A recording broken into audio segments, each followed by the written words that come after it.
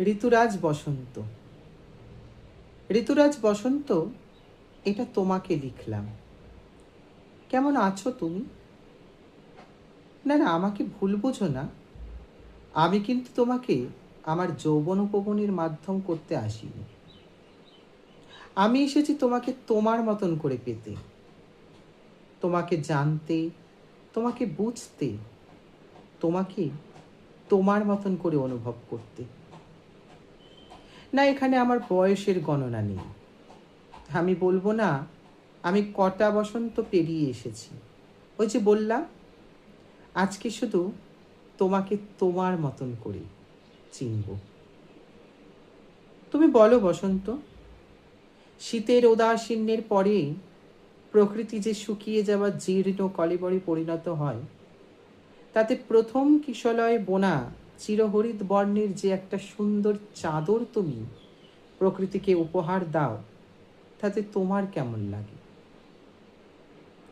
তুমি বলো বসন্ত, প্রকৃতির এই উদাসীন্য কাটাতে তুমি যখন তোমার বন্ধু সকল পলাশ, শিমুল, রক্তকাঞ্চন, নাগেশ্বর, অশোক, চাপা, রুদ্র, পলাশ এদের সঙ্গে বন্ধুত্ব করিয়ে দাও প্রকৃতির, তখন তোমার কেমন লাগে?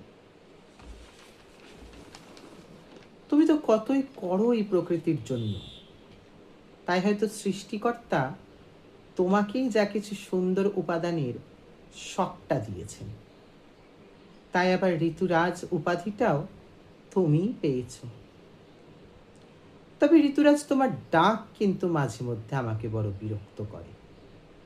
প্রহরে প্রহরে যে পরভৃতের কণ্ঠ থেকে তুমি ডাক দাও, তা শ্রবণে মধুর হলেও তাতে কিন্তু একটা নিভৃত অহংকার আছে। তাই অন্যের এটা পছন্দ হলেও, ভালো লাগলেও আমার তাতে বিরক্ত লাগে। তবে ঋতুরাজ, তুমি মৃদু কণ্ঠে যখন শব্দ চয়ন করো, তার সৃষ্ট সমীরণ কিন্তু আমার মনকে আন্দোলিত করে। সেই সমীরণ আমি খুব ভালোবাসি। আবার বসুন্ধরায় যখন তুমি কোমল সোনার কণা ছড়িয়ে দাও, তখন দুহাতে নিজের শরীরে তা মাখতে মন চায়। তাই ঋতুরাজ বসন্ত, এটা তোমাকে লিখলাম। তুমি ভালো থেকো।